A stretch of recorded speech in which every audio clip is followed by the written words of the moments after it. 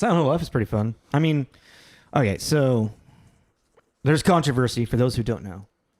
Silent Hill F is taking a step away from the original Silent Hill. How dare they? How dare Konami? He doesn't know what he's doing. But not Kojima, Konami. Yeah.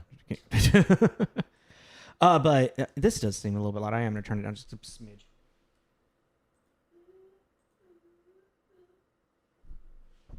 All right, there we go.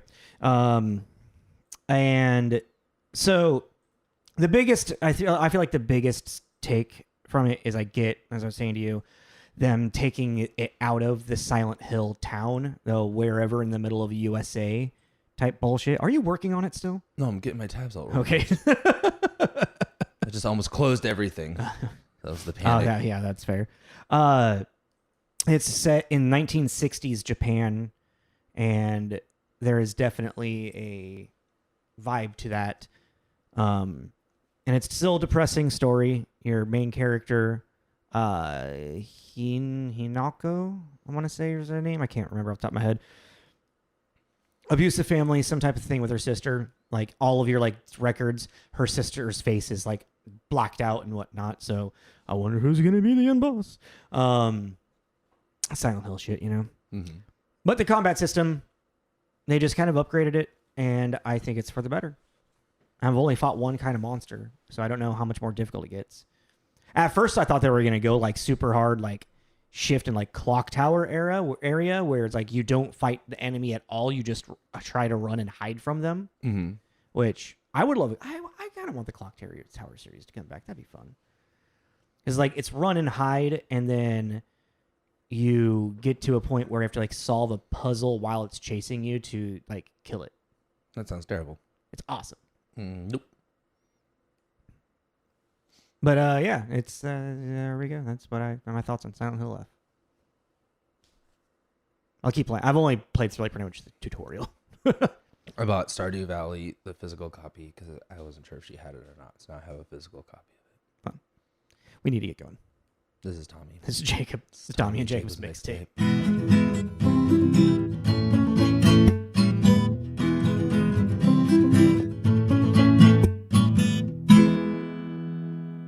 Welcome to the show. Ha ha ha ha. Da, da, da, da, da, da, da, da. Oh no, the Invisible Man. You can't see me.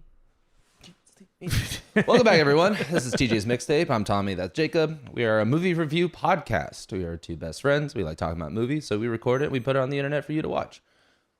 Were you laughing at my watch? No, I just started to like, man, John Cena's a really fucking asshole in this movie. But for our longtime listeners or first-time listeners, we always play a game before we start. Mm-hmm. At the end of each episode, we pick two randomly generated actors from Connect the Stars and find how they are connected via co-stars and other films they're in. So last week, we ended with Dwayne Johnson to Jennifer Lawrence. You want to take it off? I was going to ask you take it off. All right. So you got The Rock in Red 1 with Chris Evans. Chris Evans is in Don't Look Up with Jennifer Lawrence. Chris Evans is Don't Look Up? Mm-hmm. Who's he in Don't Look Up? I don't know. I just remembered like that had a really good cast, so I looked up the cast real quick. I cheated a little bit. I don't remember him in that at all. I'm literally just trying to remember who he is. Because I remember Timothée Chalamet, I remember Jennifer Lawrence, I remember Jonah Hill, I remember Meryl Streep, I remember Leonardo DiCaprio. Well, he's in it. Huh. Man, who the hell is he? Well, nice. Good job. Mine is Dwayne Johnson. Excuse me, sir. That's his actor's name. Now. Do you smell what he's cooking? Just combine them all. Just combine them all. You smell Austin 316. All right, so Dwayne Johnson is in Baywatch with Zac Efron. Zac Efron is in Dirty Grandpa with Robert De Niro. Okay. And Robert De Niro's in Silver Linings Playbook with Jennifer Lawrence. Oh, nice. Yeah. I thought that might also be in connection, too. I was thinking like Bradley Cooper was going to be the connection, and then I was thinking Baywatch, and I thought Zac Efron, and then I thought Robert De Niro, and I was like, wait a fucking minute. I thought J.K. Simmons was going to be the connection. From what? What movie is he in with? What? Either of them. Red 1. Oh, I've never seen Red. Oh, Red 1. I was thinking about Red 1, but I couldn't think of like any other than J.K. Simmons, honestly. He just has such a all over their career. He does, yeah. That I was like, that could be that would be a fun rabbit hole because you'd end up going through like, you know. I think there is probably a connection. Like Burn After Reading with Brad Pitt, and Brad Pitt is in something with someone. Yeah. Yeah. Like he's worked with so many people. Everyone, you know. Yeah. So, because it's also Jason Bateman and Juno. Well, because he also has like a really great acting career, but then also a really stellar voice acting career too. Yeah. Like he's one of those weird hybrids that actually does a lot of both. He's got such a great voice. Yeah. I mean, like the fact that they brought him back in an utter and complete like a franchise reboot just to play the same character is just really funny. Played into the multiverse thing. Anywho, we are now continuing our Universal Monster reimagination block with 2020's The Invisible Man. The Invisible Man. What's it about, Tommy? Well, The Invisible Man. A woman faces off with her abusive husband who has created an invisibility suit. You know, when you actually know the synopsis, it kind of ruins a little bit of the tension, I think, at the beginning.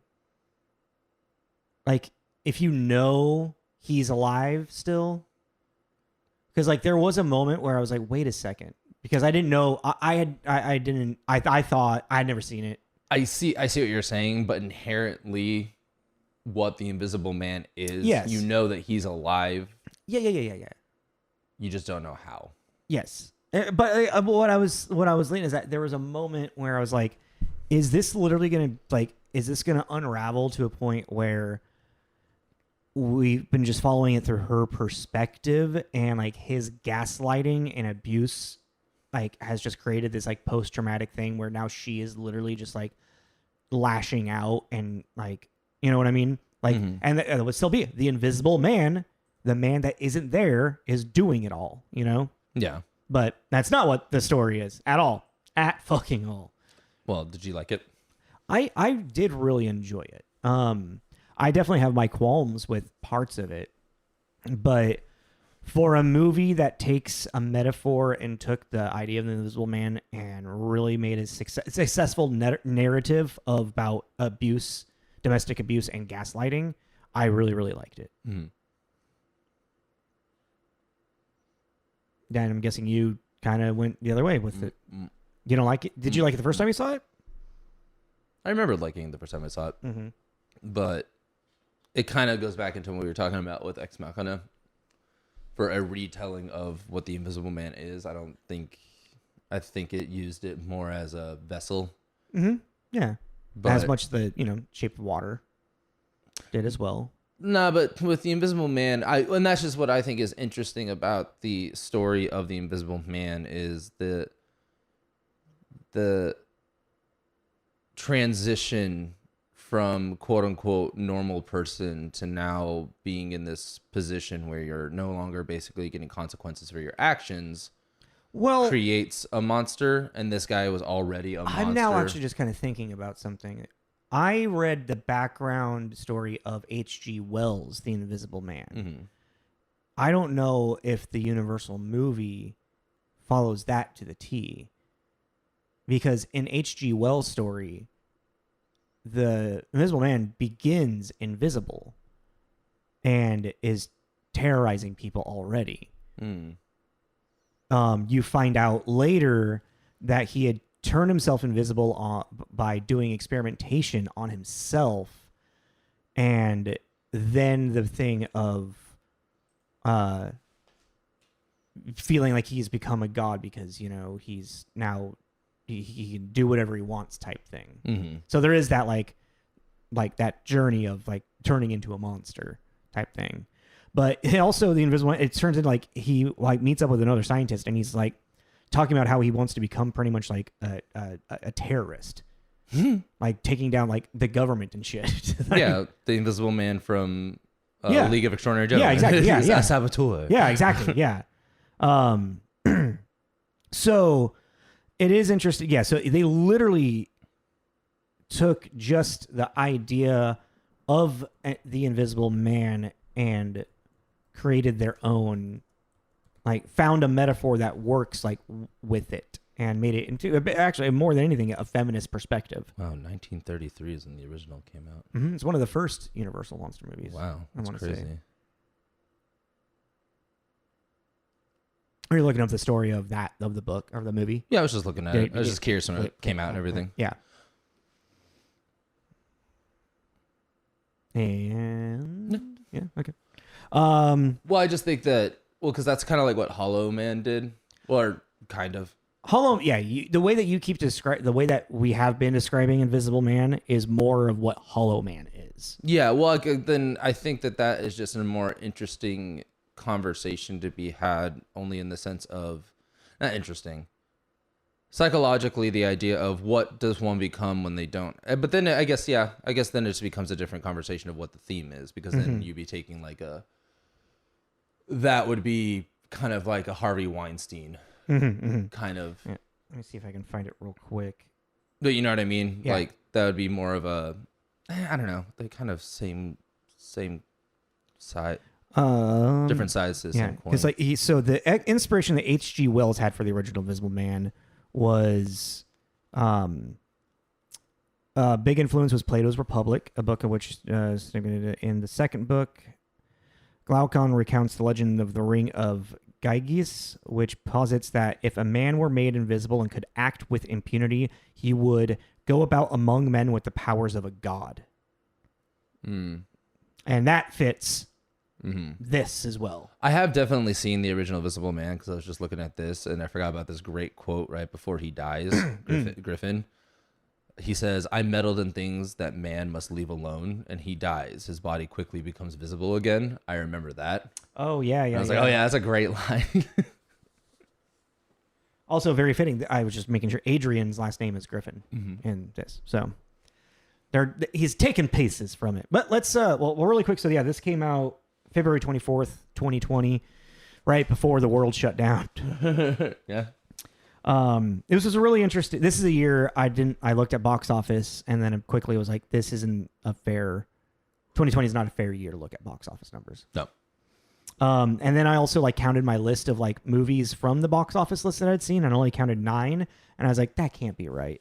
So then I looked up a list of movies that came out in 2020 in general, because this is the beginning of streaming platforms just having their movies released there.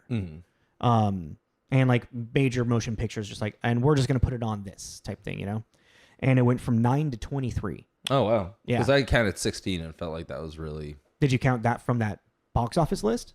Yeah. Yeah.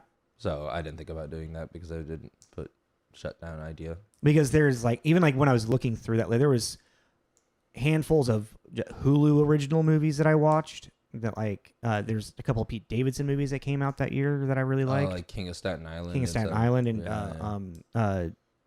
and Big Adolescence or something. Yeah. I was like, you know what? Yeah. It was interesting to kind of see that difference. Yeah. 2020, what a year. What a year.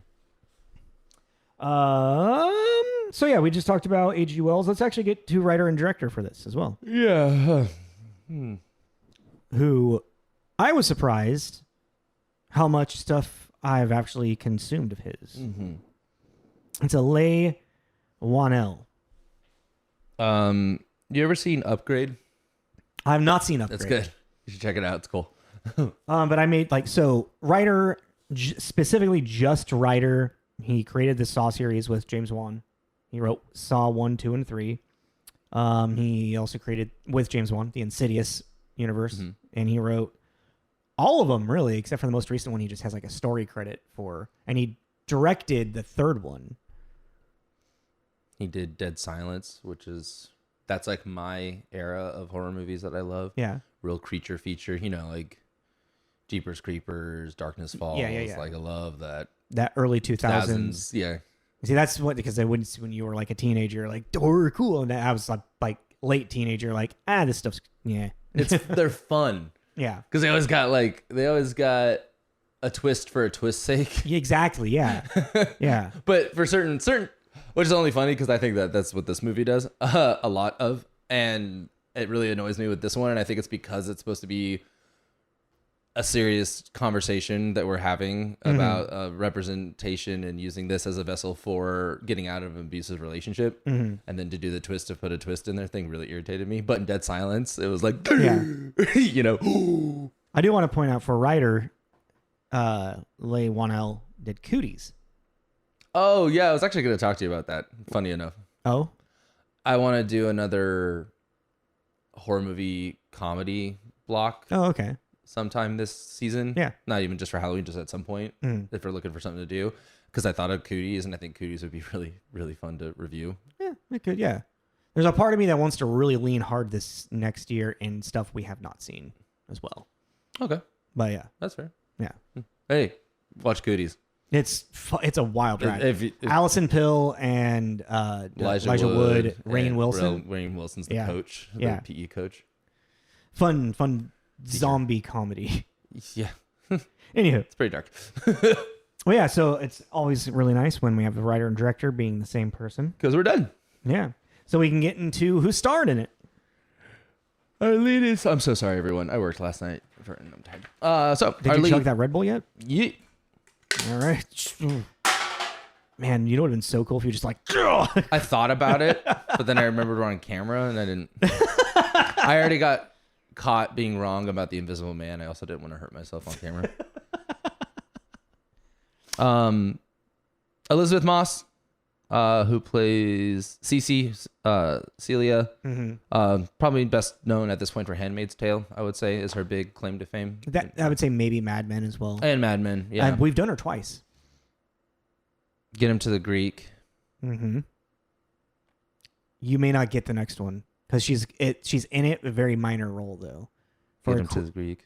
No. Like equivalent to that, I guess. Us. What? Oh right, she's the friend. Yeah. the next door neighbor. I forgot about that. No, same. When I saw on her list Us, I was like, oh shit. Yeah, that's right. And then she that is. entire scene Just popped in your head. blue. Yeah. Yeah. What is that? What song is it? Fuck the Police. Yeah. Who'd you have next? I got Oliver Jackson-Cohen next because He's our they're like Yeah.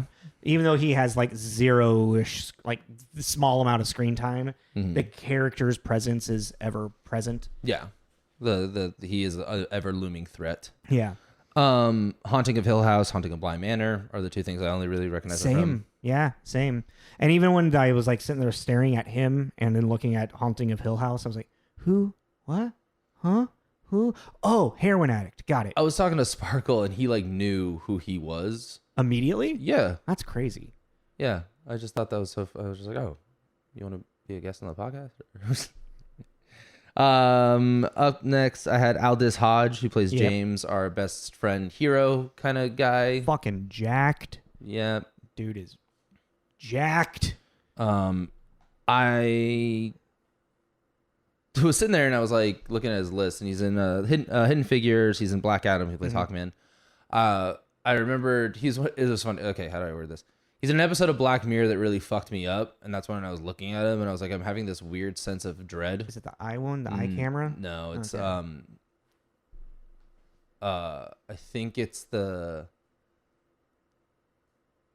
dead wife AI chip in Brain one. Okay, I'm not familiar with that one. She dies, and so they put this AI chip in his brain, and so they can communicate and still have a relationship. But he starts to move on, so he starts turning her off. And so, in her perspective, she's missing years. First it's a couple days, and then it's months. And so, like every time she wakes up, her kid is older and older until basically they're an adult. But he keeps turning her off because he gets a new girlfriend. It's just like Black Mirror. Yeah, right. Fuck. I think that was him. I think that was the episode. Okay. Well, he's also a voice actor for in Justice League, the newer Justice Leagues for Jon Stewart. Oh, okay. Yeah, he doesn't play Hawkman in those. No, he's Jon Stewart. Yeah, he's like that Black Adam movie is just going to kind of like not. It wasn't very good. It wasn't very good. Speaking of Dwayne Johnson, yeah. Anyone else you want to point out? I just put it Storm Reed because I thought she was pretty good in it. She is, daughter of the friend and whatnot. She's probably most well known for like Euphoria at this point. It's her Still haven't really watched it. bit in The Last of Us as I remember that. Ellie's friend. Excuse me. She's also A Wrinkle in Time. That's what I was sitting there like, what is the Oprah movie? Then our next two like kind of lead actors, Harriet Dyer, who plays the sister. I didn't really notice anything from her, and then Michael Dorman, who plays the Griffin's brother. Didn't really see anything from him. Tom Griffin, yeah. Tom Griffin. When you said that, I don't know why I went to Family Guy. I was like, who is that? But yeah. So are you ready for reviews then? Mm-hmm. Okay. So again, this is kind of like the same. All of these ratings are so similar for this block so far already. This has got a 7.1 on IMDb, a 92% tomato meter rating, and an 88% popcorn. Well, and then yeah, I mean, when it comes to the Metacritic, let's get to the top real quick. With Metacritic, it has 72, which comes out to generally favorable, with 48 positive, 7 mixed, and 3 negative. For one of the positives, I went with a 90, so it's not top, but I just liked by Justin Chang at the LA Times. It's elegant and diabolically poised. A familiar story, expertly retooled for an era of tech bro sociopathy and Me Too outrage, but also graced with an insistently human pulse. Studio brand extensions rarely feel this intimate, this personally unnerving. Yeah, okay. I just thought that was an interesting to be like, something that could very well be looked at as a cash cow for a studio because of the name. There actually is a little bit more thought and care packaged in there. Well, it's interesting, I guess, the production of this movie, because this was supposed to originally be part of like the extended Dark Universe. And there was works on a script back in like 2006. Johnny Depp was in talk with it. I think that might have been the mid 2010 ones, whatever, with The Mummy, The Trash, blah, blah. But after the financial failure that The Mummy was with Tom Cruise, it was just pulled. The plug was pulled.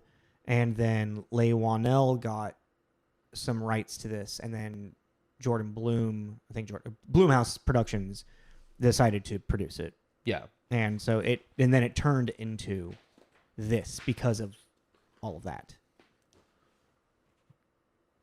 Yeah. For mixed with 60 by Screen at Screen Daily by Tim Gearson. Whannell is this one really spoke to me.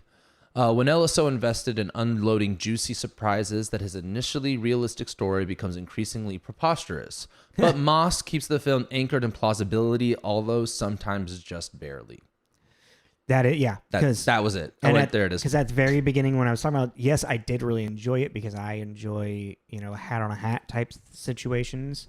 There is a lot of narrative things that seem like they are forced into create the story that Whannell wants. Yeah. It didn't feel... It became not plausible to the point where, we always say eat the carrot and just go with it. But a lot of the movie, you're sitting there going, how? Yeah. How did we... Or even then, it's like, when? Mm-hmm. When did we do this swap over? When did we do this change? When did we get to the house? And it's like... And I think that might also be the fact that we are dealing with an invisible person's that is kind of a give and a take kind of thing because of the fact that you can kind of just he's invisible. Like, of course. Yeah. What are you gonna argue with the invisible man? He's invisible. He's invisible. He was there. He wasn't. Maybe he wasn't there. Okay. Maybe he did. I made a note to read this one at the Globe and Mail. Oh, I thought this was actually kind of funny. So at the Globe and Mail Toronto, Sahara Tia Black gave it a 50. As the film progresses and positions itself closer and closer to visualizing what Adrian might look like, it also becomes more cartoonish. Adrian comes to be rendered almost as if he were a comic book villain, which severely undermines the weight of the story. I did think that was interesting because then when we finally do meet Adrian in that final scene, it's kind of like Darth Vader's mask getting taken off. I'm not following that one.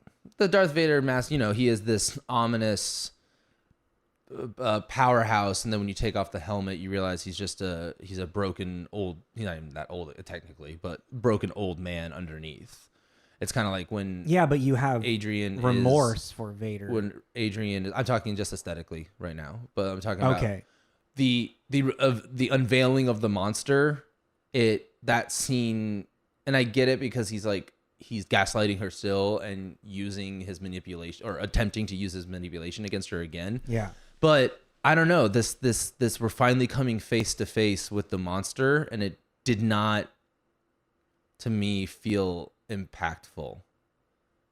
Okay. at that point anymore. And I just thought that was just interesting because I read that one because I felt the same way. As like once we finally because we meet him in the beginning and then he's invisible the rest of the movie, and this is the next time we see him. I don't know. Well, we barely even really see him at the beginning. No, totally. Which I thought was a good call too. Yeah. And then the very bottom of the list with a negative at 33 by Jude Dry at IndieWire. Saw writer Whannell mixes metaphors in this limp remake using gaslighting and privacy fears for his uneven sci-fi horror. Yeah. Okay. None of them were that. And then, there's like another one by Michael Sullivan. It's just a giant missed opportunity to be something more. I kind of agreed with that a little bit.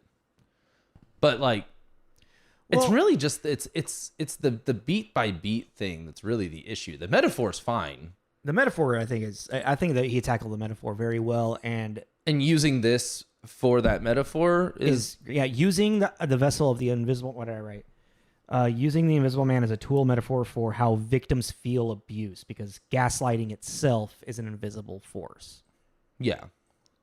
So I just thought that was it works so well.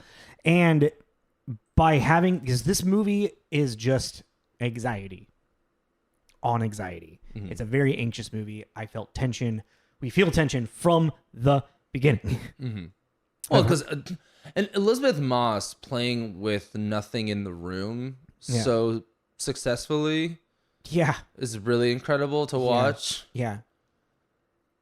It really just shows her chops. She's absolutely fantastic, yeah. And I mean, there's obviously, I'm sure that there's moments where she's interacting with someone in a green suit or whatever, if they're going to be interacting. Yeah, like maybe like when she's getting picked up. Yeah, don't quote me on that. Some of the improbable moments. Yeah. Like, well, that was even when we were watching with her. She's like, he's a tech bro. Right. Like, what the fuck? Oh, man, we had a lot of comments with that one as well. We talked to that entire movie. Yeah. Pretty much, because we were both... All of us are like, what?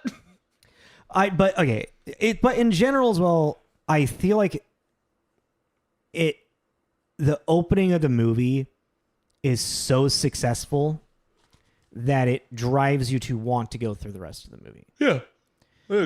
And I said that is that this movie ends where most movies would be like at the climax of the third arc, because it's her, you get this immediate sense of fear and tension from her, of her quietly going to random pockets of the house. And like, I have this bag here. I have this thing here. I have this here. She is clearly escaping. And the process that it takes for her to get out of what's feels like literally a prison for her, which again, the metaphor of like abuse and the trap that people get into. And like, and then the dog, and you're just like, get the dog, get the dog, get the dog, get the dog, Mm-hmm. Only to then have it be revealed that, oh, he kills himself. He takes his life because of it. Like, what?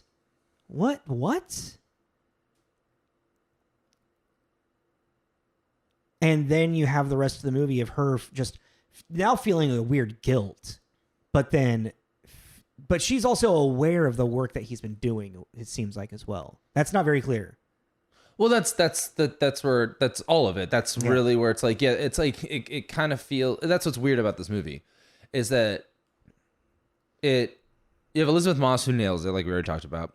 Like just the aesthetics of it. It's a very well made movie, in the sense it's very clean, it's very crisp, and then the like that. Even the house itself, the set that is the house, is a character in its own, being the prison, and it's this clean, and on the water with the waves are these, which is supposed to be this like calming, peaceful noise, white noise that people use, but this is almost like triggering because that means you're in this house, or it's like trying to wash away from. Yeah, there's a lot of like symbolism and stuff you can put places and whatever. Yeah, but when it comes to the content, a lot of it just feels really half baked. And that's where it gets weird, because you're like, well, it kind of turns into like moment to moment, like, well, if she was in this moment with this person, what would Adrian do? What would Adrian do to make her feel more crazy?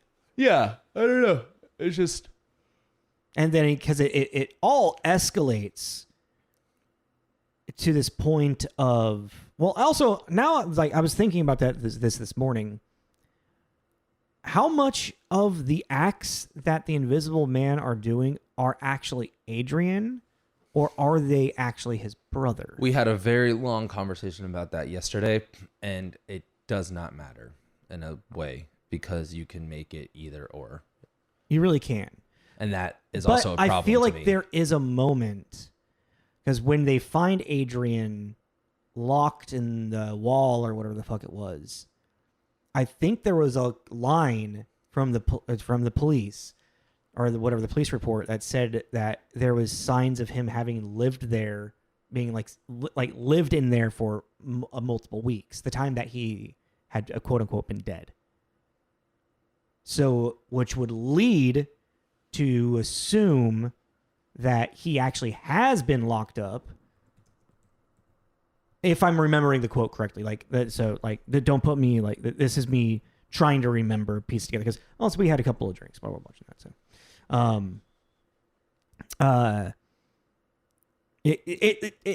okay, so even if that isn't the thing, it's, yeah, you're right, it doesn't matter who was the man in the suit, because it was a plan that he had executed with his brother regardless. Yeah. What are you looking up? I'm just trying to see like if someone else has like, because then that's also where it steps away from the real the H.G. Wells story of the man who is already a monster doing feeling impunity, but with invisibility, and the brother being the assistant in it all, which it turned in, that's the twist you're talking about, where it just felt unnecessary, right? yeah, like, well, not unnecessary. A twist for a twist, like. Well, because I feel like, and that twist needs there. It can't be Adrian in this suit if the goal of the movie is to get Adrian and what's her name? Was Elisabeth Moss character? Cece, thank you. To get Adrian and Cece face to face, for her to get her full actual revenge and stand up for herself and slit his throat in the way that she felt that he had done to her. Well, actually, I'm just thinking now too about. So we have this. He's obviously this tech genius, right? Mm-hmm. He's made this, and he made a suit for her too, which is interesting. Yeah, that was also like okay. But so he's this tech genius that's made this invisibility suit. Mm-hmm. That's why the house is a prison. It's a research facility.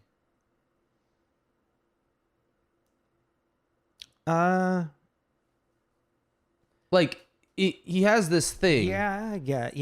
That is some military contract shit. You know what I mean? Yeah. Like that's Nobel Prize kind of shit. That's fame and recognition, and Mm-hmm. So it's like that. Not saying. I don't know, like.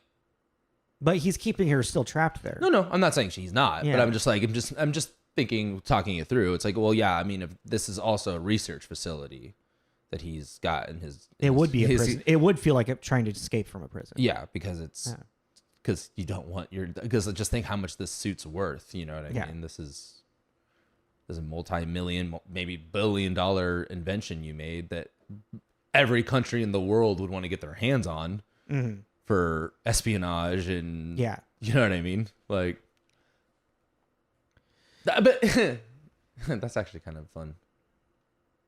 When you start really thinking about that nitty-grittiness of it, I feel like you start to get away from the metaphor that Leigh Whannell is creating, though. Because well, yeah, but these are like inherently. Well, the Invisible Man itself is inherently like flawed, because there was a scientist that went on to prove that there would be no way that an invisible person could see because of how light reflects through your eyes, and how you actually see. Yeah, so the biology, the biological thing about it. So it is truly like this story inherently comes from well, no, has not a if history. it's a suit. it inherently, for any type of scientific thing, you just got to eat the carrot of what it's doing and what it does. That's it. If you start breaking it down too much more, then I think you start taking away what the metaphor is.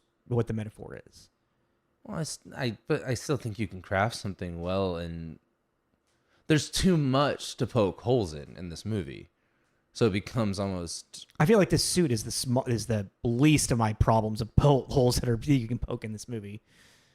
Why? Because I feel like everyone else's reactions to what's happening is the most ridiculous thing ever. Because this woman is clearly losing her mind, and they're clearly seeing her not attack anybody, and yet they're attacking her for that. No, but it's everyone... Like her sister's throat gets cut, and a knife just floats into her hand. Where the fucking camera's proving her innocence? Yeah, this like high-end restaurant. No, but it's also like, but even like that too. It's like, I don't know. I get your point, but I'm also like, I don't think that I can look the other way about the suit, because it's like it is the vessel. In this, okay, it is. This movie is a metaphor for getting out of an abusive relationship, but it's also in a reality where the reality is he has a suit that makes you invisible. We need to talk about that. The fact that everyone is just kind of, it's the same thing as Shape of Water. Everyone's just kind of cool with it. Like, what do you mean he has a suit that makes him invisible? Well, nobody knew that he had a suit that made him invisible. What? Nobody knew that. Nobody knows that until now. But I mean, yeah, but even then it's like, I don't know. And then at the end of it, I feel like she threatened James. That's what it felt like. Her friend? Yeah. I felt like she threatened him. Like, if you don't let me go, I'm going to fucking murder you? Yeah. That's how I felt. She did not. And I was like, well, okay. And I was like, this is just how I saw the scene. So he goes home to save his daughter from this, what he thinks this woman lunatic, this victim that has just lost it and is now going to kill because of everything that's happened. Yes. And he gets home and then gets his absolute like shithouse wrecked by some invisible ghost, like beaten almost to the point of death.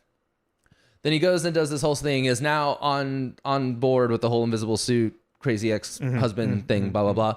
And then he's standing there still beating the shit out of fat eye, fat lip, everything like that. And just the way she says that, and they look at the suit, like he looks at that and he's like, oh, that's the thing that fucked me up. We're good. Like, to me, it felt like she was threatening, kind of like it was her reclaiming her power. And it was kind of like, that's what it felt like. Oh God, I really want to watch that scene. Yes, it is her reclaiming her power, but I don't feel like it was a threat as it was more of a, because he's like, how the fuck did you do this? And then it's kind of like a reveal, like, oh, now you have that. When we get home, let's just watch that scene again, because I am curious if you see what I'm seeing. Yeah. Because I was just sitting there thinking about it, and I was like, it kind of feels that way. And it could be also just his reaction, because he seems like he is scared of that thing, which would make sense. There is also a part of me that's wondering if she's taking that just so no one can find this technology. No one should be able to use this. No one should have this power. No one should have this power. Yeah. You know. And the whole idea is just like a bunch of cameras, right? Yeah. Yeah. I'm trying to remember how the stealth bomb shit works. Stealth fighter. Because there's like planes that they have that the way that they have like reflectors on them, it just literally looks like they're stealth. They look invisible in the sky. My grandpa worked on one of those. Oh, no shit. Mm-hmm. I had a first flight pin that he got when he went to go see it. Oh, that's cool. Yeah, I lost that jacket. Oh, I think you were talking about that jacket. Yeah. Yeah. Yeah. Well, and that was something else that I had a hard time kind of like. The suit just becomes just inherent, and that to me is a big problem, because that's like I was saying, the vessel for which the assault takes place. There's just things like, cool, he's invisible. That's cool. Mm-hmm. But apparently he's dead quiet. He's a master in maneuvering, because he's not running into nobody or anything. Oh, then he's holding her hand back. Invisibly, you see her hand with a knife get held, and then she's getting picked up clearly, like she's being choked. Yeah, like Michael Myers style. Yeah, and you're like, do you realize how? And nothing against Elisabeth Moss. She's not like a teeny tiny person, so she's like an average sized person. It's like, you realize how like to dead weight someone to like get that? her actually like a couple of inches off the ground. You have to be Arnold Schwarzenegger. Yeah. Like in his prime. You know what I mean? Or Dwayne Johnson.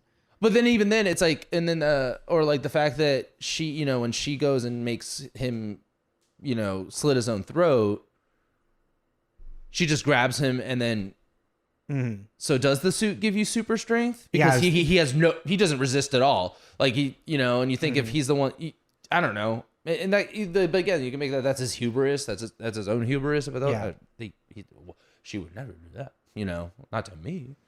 I don't know. It's just, I get what you're saying is like, if you focus too much on what makes you invisible, it starts to fall through, but it's just kind of like, it's hard for me to not, because like, I did have a cool idea for a scene though in the movie. I was thinking about somehow having them introduce the idea that the suits can see each other. Like if you're in a suit, you can see someone in a suit. Okay. Right. I just thought this would be kind of fun. And then like James goes into the room and then it's clear that Adrian and Cece are fighting, but to James' perspective, just shit is like poltergeist status, like a TV getting broken. But you could do like that very like camera pan, just watching the room get destroyed. And James is like, what the fuck? I just thought that'd been a cool shot. And then James gets stabbed again. Yeah, poor James. Yeah. He was just trying to be a good friend. He was just trying to be there for his friend. Oh yeah, that's where I wanted to go. I was trying to think, and it was just wanted to find a little bit of thoughts before, and then we should probably actually be wrapping up soon. The level of like gaslighting and abuse that Adrian sets up for Cece in this movie, that's really where the weight of this movie comes from. Can I pause you real quick though on that? Sure. Do you feel like it escalates gradually, or do you feel like it's kind of a weird jump? Like, do you feel like the escalation, you know, like there's escalation like this, but then the escalation kind of, this is almost like at a 90 degree. I don't think it's at a 90 degree. No. Okay. No. Continue.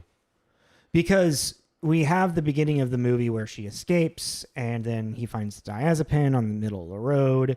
And then the next time we really even hear about Adrian is, you know, he's taken his life and X, Y, and Z, you know. And then she has the will, whatnot, and there's with lawyers. And he's giving her the estate pretty much, proving his love for her. As long as she doesn't have any criminal activity in X amount of years. So now the invisible man has control. It's like dangling a toy in front of her type thing, you know? Because she starts using that money like to invest in for friends and do stuff. And then he starts, you know, hacking into her. There's like he's clearly haunting her. There's the diazepam left on the counter. Well, he gives her a sense of security that he can break. Yes, that's what exactly. That's the psychological thing he's. That's the huge amount of gaslighting that he's doing. And then so we see throughout the movie him just like slowly like give her everything and then slowly take bits of it away from her sanity and whatnot. Knowing exactly that at some point, like with the actions that he's going to do or his brother is going to do, is going to put a criminal charge on her. Well, then I was also thinking just with Adrian as a character in general, like I was thinking about that scene where she escapes, gets into her sister's car, and then you see Adrian get to the door and bust out, try and pull her out of the window. Yeah. I was thinking about how the whole movie, if they had kind of kept it like that, would have actually been kind of interesting, where you never really get a clear shot of Adrian. And if you had kind of designed it more to the fact that because, you know, with that kind of relationship and that kind of abuse, it's seen, not heard. Yeah. So if they had actually never really shown Adrian full on, it would have still kept with the motif of the invisible man. Yeah. Because that's what I was talking about at the beginning. It's like, I'm wondering where they were going to lean with the movie. Even just like revealing that there is a person in a suit, like with the paint. Yeah. Or even the choking and lifting her up. Like there's clearly a force there. Like if it was just subtle things throughout the entire movie. Like haunting her, not terrorizing where her. Then it leads to so much to the point that people do think it is her and she is blaming it on this weird ex-dead husband. Well, that would have been also good from the audience standpoint for us to start to question her. And that's what I wanted. That's what I was expecting. It seemed like it was going that way until it clearly wasn't. Yeah. Because then the reveal of him being there the entire time, actually, or not, which would have been fucking even crazier. It hit that he's been there the whole time. I think he would have to have been there for the yeah. I feel like there would have been a much more satisfying victory for Cece. Well, and for us as the audience. Yeah, and I do think not showing Adrian really at all would have been cool, because even that whole dinner scene at the end where she does get him to kill himself, you could have done that entire scene and not ever really seen Adrian, because also it would have been cool too, because then he would have just been this kind of force, this person standing there, and a voice. That for us. Yeah. You never get a real clear shot the of invisible man. Yeah. And then that way, because then also from the sense of the fear behind it is that you as an audience member can put whoever you want in there. Yeah. It could be someone that abused you. Yeah. Like, no, and that's what these movies are for, is Yeah. to cause anxiety and ideas of like things that you might have gone through, and to say a story about someone that's, maybe feel some catharsis or some maybe sort. Yeah. But I just think that and I think that's what that was review that I read that was pointing out to me. I was like, showing Adrian just made it really. Well, what's interesting is I feel like both this movie and last week's movie, The Shape of Water, ended in this sense of feeling like it was ending in a classic Hollywood way. Yes. Well, the monster died in this one. Mm-hmm. Yeah. The monster, and our hero, ends up victorious, and they get right off into the sunset with something. Yeah.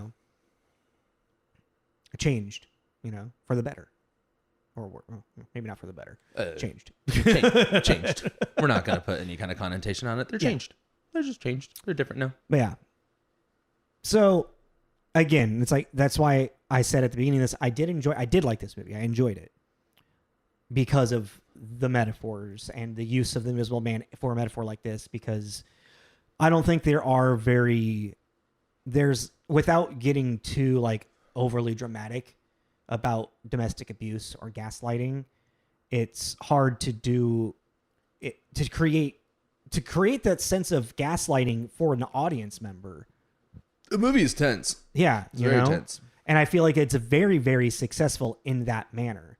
But as we've just kind of talked about with all of the plot beats and movements in it, it doesn't really hit every cylinder properly, Yeah, and I think it just, in my head, I replaced the meaning that I did that Hollow Man thing. Yeah. Because I think that is actually a very interesting concept in Hollow Man. Wouldn't watch it now, or want to review it now, but because they do, for like H.G. Wells, like Griffin at the beginning of the movie is already a monster. Yeah, but I think the idea of devolving, a movie about devolving because consequences are no longer there, are kind of interesting, or they're when you're feeling the impunity, the power of the god. What would the average person turn into? Kevin Bacon turns into a monster, let me tell you. He sure does, very quickly. Yeah. So yeah, what do you want to give it? A 3. Really, that low? Mm-hmm. I just think there's so many plot holes, but I think it's a good movie. I think it's really clean. I think Elisabeth, if you want to do a 3.5, I can do that. I could see, because I was at one point thinking this morning when I was thinking about it, maybe a 4, and I was just like, nah, as we've talked about it definitely went down. Yeah. So we can do a 3.5, just the 0.5 extra for. I really think Moss and the use of the build of tension, and the use of metaphor, like the cinematics of the film itself. The thing that hurts this film is the point-to-point narrative. Mm-hmm. Well, no, but that's it's not, because I would also want to say her whole jellyfish thing with the brother was fucking sick. God damn it! I wanted to think of that brand new song. That was really good, but I've seen more. It's not even like point to point. It's fine. It really just comes to when we're finally getting the accumulation of everything and trying to figure out what's going on, that we're still sitting there going. But I mean, maybe that was even on purpose to make us feel like her. I mean, true, possibly, yeah, but still, even to the point of like how she gets arrested for her sister's murder to at the goddamn police precinct when the Invisible Man is clearly fucking people up, and these cops with guns are just like, huh? Oh yeah, that was wild. I forgot about that. You know, it suddenly turns into an action movie. Yeah, with no one doing anything, and still like everyone's still kind of like wanting to focus on her. That's when I thought it was Tom. When you actually thought at that point it was Tom? No. When I was looking back on when Tom got involved, I was like, how did the Invisible Man get in this suit get in there? I mean, yeah, it was clearly Tom at that point because of how the following events all play out, because he ends up getting shot and killed and no, but revealed. then he could have been at the house. So how did he get to the house so quickly? Wait, hold on a second. I'm thinking, when was Tom's face revealed? When he gets shot in the house. In which house? In James's house. Okay, yeah. Yeah. Okay, I see. That's after she breaks out. Oh, you're thinking like a Scream thing, like where there's two of them. Yeah. Like one's doing one. Yeah. Again, we need to also. I feel like I feel like there's key moments of this movie and like key points of dialogue we were talking through. Yes. Yeah. But I still say 3.5. But also, I still think a 3.5. But also, yesterday when I was at work, I was reading about it. Mm-hmm. This conversation is a general consensus. People are like, when was the turnover? Yeah. Which one was which? Were they both involved? Like a lot of people are like, so we're not the only ones being like, I'm not entirely clear. Well, but then that kind of like also goes to show maybe this, like, I don't really like this moral dilemma, but how much was Adrian's then monologue at the end honesty about how his brother was sick and like, like he's still an abuser. Whatever. Well, he was, the classic tale. He was a victim turned abuser. Yeah. A victim turned predator because of, I wonder what their family was like. Yeah. Yeah. So 3.5. Yeah. No, I was trying to think of a joke about a pristine house or whatever, and then I thought of Breakfast Club and what happens when you spill paint in my garage. No. Excuse me. Bill Murray to Daniel Day-Lewis. I actually think that might be too easy. What? We can do it. Okay. So our connection for next week is Bill Murray to Daniel Day-Lewis. All right. We still need to fully flush out for next week because I'm feeling different. I want to talk about that. You need to calm down. I want to talk about it. I need to go to bed. So follow us on Instagram, Facebook. All of our promos are on there for what's coming up. We're going to discuss what we're going to do for the last couple episodes of the spooky season. Like, follow, subscribe, share with your friends. And that was episode 263 with the Invisible Man, which we gave a 3.5 out of 5. Yes. Carrots. This is Tommy. This is Jacob. This is Tommy and Jacob's mixtape. Oh, he's gone.